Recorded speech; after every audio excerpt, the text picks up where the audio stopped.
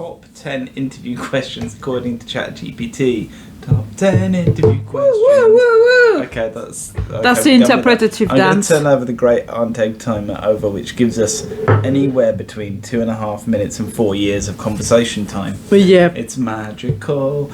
Magical egg timer. Why are we singing? What's the question? What are we on? What question are we Number on? 8. Question 8. What's question 8? How do you handle stress or pressure? I cry, I break down, I need much time off. I don't know how to deal with it at all. Often I shiver and shake, stay in bed and have a duvet day. I clam up, I don't talk to people, and I'm gonna work like extra long days thinking that I'm gonna solve the thing that stressed me out in the first place.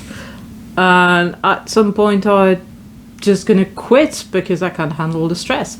And I feel it, like, certainly in the modern workplace, and I know this is ChatGPT generated, but I think these are fairly realistic in terms of the kind of things. Yeah, those questions do come up often. I kind of feel like in a modern workplace, you shouldn't be expected to deal with stupid amounts of stress. No, you shouldn't. If it's too stressful, that is your fault, workplace. Not me. But it's not the same as saying things aren't going to get hard and aren't going to get tough. Because that is different. Exactly. I think, and this is the distinction for me, it's not that things aren't going to get complicated and difficult and hard, because if you're being paid a reasonable amount of money for a job, and if you have all the assets and it's resources to actually overcome the difficulties, then that's fine. That's the key, though, isn't it? I think the key is stress often comes out of the fact that you don't feel supported when times get tough. And so, I don't even know. They're genuinely throwing bricks at you. I just go, work harder! I don't even know if... I wouldn't ask this question, but I don't even know if a better way of asking it might be if a situation happened where you were feeling stressed, how would we be best to support you? You know, what support do you think you'd need? Yeah. And that's not even a good question to ask. It's... No. I mean, it's more caring, at least. What support do you need to handle stress? Make the stress go away would be the obvious answer. It's going to vary a lot as well, because, like, if you're interviewing, say, people who are first year into their career, say, again, I always come back to tech, but that's because what I do.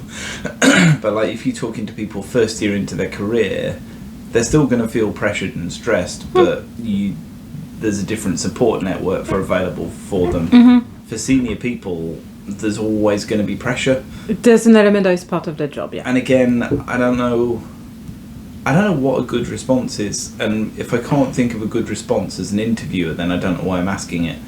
I find it's important to define as well where stress comes from, like you were saying. If it's just normal challenges or problems that you would be faced with because things get difficult, then okay. But my personal experience of workplaces is that stress will come from gossip against you. Stress will come from people excluding you from the team, from lack of communication between team members or between manager and team members. Stress will come from completely unrealistic expectations, like not giving you the tools you need, but still expecting you to do everything within a set deadlines. Stress will come as well from people doing exactly what you were saying about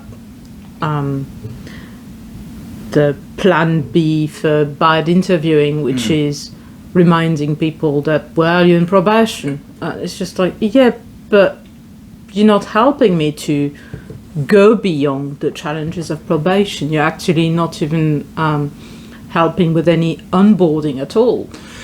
See, I think the problem with this question is that it's trying to understand if you hired the person, if they deal with the stress of the position, whatever that stress may be. And they ignore the stress of the workplace, which is created by toxicity. Yes.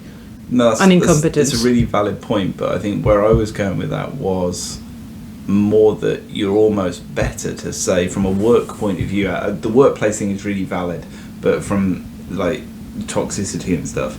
But I think from a general job expectations point of view, you're almost better saying, okay, as an ex-manager, these are the kind of stresses and pressures you're expecting to have on you. What we see day to day is people say this, people do this, there's not enough resources, we have this happen. And that comes back to like earlier questions around how you deal with challenges and things. But I think you're better to be honest in the interview and just say, this is realistically what the role kind of looks like. Yeah. How do you think you're going to deal with that? Do you think that's going to be a problem? And if you don't want to answer that now, that's fine. But it's something to go away and think about after this. I think I see interviews much more now as an opportunity to explore if someone can do the job, but also from the point of view of this is what the expectations of the role are. So are you comfortable with that? Because that's what you're going to do. And for some people, they will just, even if you're desperate for the money, they might just look at it and go, no way on earth I want to do that. I want to sleep at night. But at least they know up front. And also from a hiring point of view, you sort of, if you hire someone without being honest about what the role is and the stresses and the pressures and the things you're going to go through in that role, you'll get 6 months down the road, you have a human being who hopefully you get on with and chat who's now suffering. They decide to leave. You've got all that problem of them leaving and then spinning up the whole hiring process again to find a replacement, and you transition. So you're just way better being honest and just saying, look, things are a bit crap, they're really tough, this is why they're tough, this is what you're walking into, but walk in eyes open. And some people will love that, and some people will say that's exactly the job I want. I love going into really hard challenges and fixing them. And if you've got really hard challenges that needs fixing, those are the kind of people you want. So I just think this whole thing of, oh, tell me how you deal when you're stressed. Well, I probably get nervous, I cry, I don't sleep like everybody else. You're better saying the other way around, I think. I think so, and that's coming back to expecting the candidate who has not set foot in your company to know what the stress of the job they do not have in your company. That's just how. And this comes back to, again, we were saying earlier about scenarios in interviews. How I find scenarios, you can say, look, realistically, this kind of thing happens. So there's one set of managerial interviews I have to get involved in sometimes. And there's a general scenario they get asked to talk about and think about for sort of 20 minutes. They go away, they think about it, they come back and they talk about what they've thought about. But then there are certain pressures you can reveal and say, okay, in this industry, there is a big seasonal load. So as you get to school holidays or Christmases or whatever, suddenly you'll find there's a load more pressure on your team because this happens and this happens. So what do you do in that situation? And that way you're exploring, this is the real world job, and you're also saying to them, this is what you can expect if you land in the role. And it gives them the opportunity to say, actually, I don't think I'm comfortable with that. It's not the role I'm looking for. But, yeah. But the workplace toxicity and the workplace stress is a really interesting angle. And I'm not sure how you either surface or deal with that at interview. Well, they will never say it. They will never go and say, we're a shit place. Some people in her team treat other people badly, but we pretend we don't see it. It does exist. And completely. And the thing is, you can't always tell that from a candidate point of view, based on if someone asks, if someone says like everything's going great, there are no huge challenges, you just don't need to rock the boat and everything will tick along happily, it doesn't mean the workplace isn't toxic. No, toxicity is really high, I find. I do think sometimes that you can tell, maybe contrary to what I just said, because I like to contradict myself regularly, keep everyone on their toes, including me.